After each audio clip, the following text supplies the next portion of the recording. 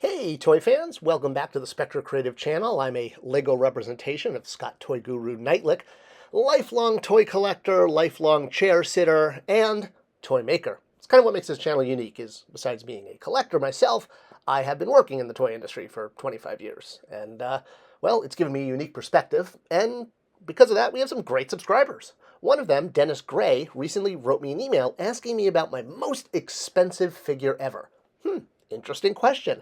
And for this, I think we should kind of deep dive and talk about expensive figures. So let's do that. Well, obviously, one component of expensive figures can just be a collection. I mean, this collection of X-Men figures has taken me 20 years, and I'm sure it cost, a couple $1,000s.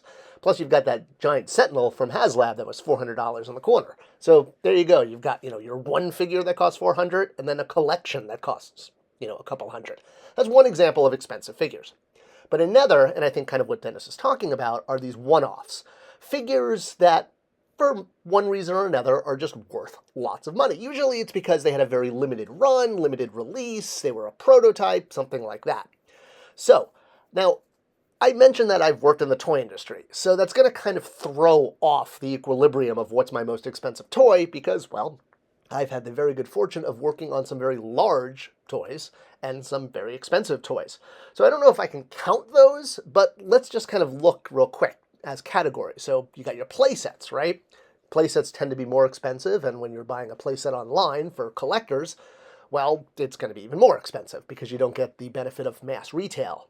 And even though Castle Grayskull didn't quite look like the blueprints, we did a pretty good job. I'm still so proud of this toy. And yeah, it's expensive, and I have one. What was it, $350 when we originally sold it? Which, God, how much would this be now? Like $600? Crazy what inflation has done. But yeah, this is an amazing adult collector playset that's going to cost several $100s, so great example.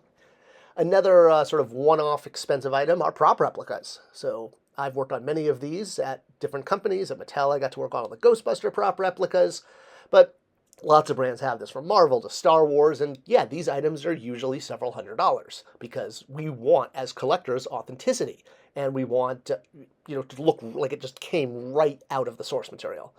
Another one I had the privilege of working on was the Hoverboard. Again, several $100s for one item, but it's a prop replica, so it's sort of a high-end role-play item, you could say. Role-play is a big category in toys and in the action figure aisle, so this is basically adult role-play. All right, now let's get into the next category. Single figures that shouldn't cost a lot of money, that do. Modern figures, that is, not like $1.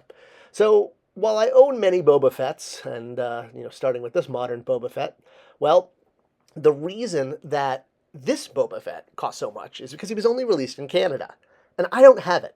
This is the one single classic trilogy 3 3/4 figure that I don't own, and the only difference between this and other Boba Fetts is that string. Yep, we're basically talking about a kind of new hat on an old figure. But it's the one figure I don't have, and it goes for about $150. So I still don't have it. I almost got it once, but then the person who was selling it to me backed out at the last minute. So one day I will try to find this on eBay. But hey. All right, another figure that can be expensive is ones that are part of box sets. So, for example, this box set from San Diego Comic-Con, the Raft with all these villains, well, it also had an amazing Spider-Man, a really neat Spider-Man. I know, that's his title. It had an amazing, neat Spider-Man, and while there have been many Spider-Man action figures before, what made the one with the Raft different was not only the colors, but you could articulate it exactly like a Todd McFarlane figure. Now, we've had Spider-Mans since this, like the Renew Your Vows one, which is the first pinless Spider-Man, and a lot of people consider this to be kind of the definitive Spider-Man in their collection. But honestly, I prefer the version that came with the Raft, not only for the colors, but for the head sculpt, because I love the way Todd McFarlane draws Spider-Man. And my Raft Spider-Man, perfect. Cost me $100. I didn't buy the full set, $100 for one figure, because I only wanted this figure. Another example of one thing from a large set, this giant Royal Starship from Episode 1, right? It was, God, it's probably only $100, but it would be like $500 at this point in today's economy. So I purchased this when Episode 1 came out, not because I necessarily love the ship, but because I wanted that red robot. Yes, I spent $100 on a giant playset just to get one droid.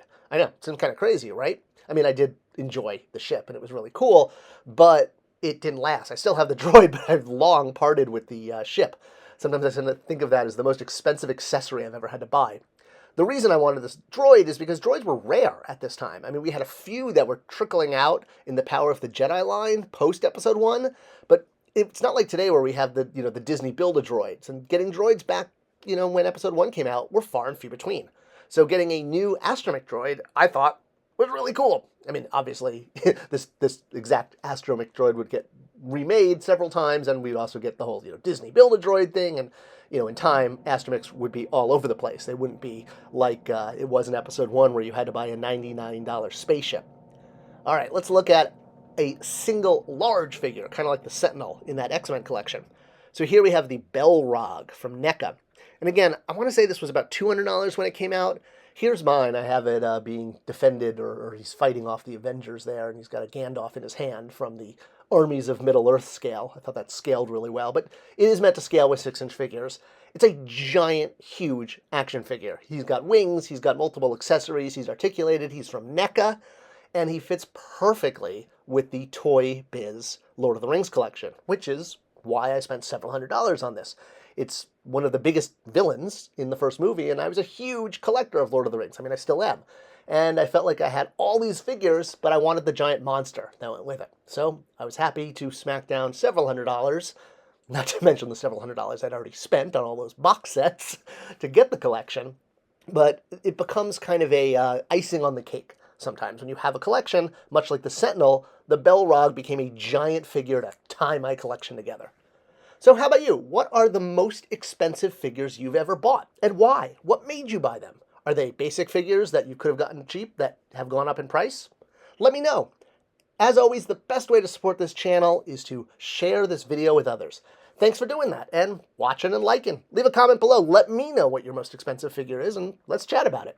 Thanks for watching, and I'll see you guys in the next video.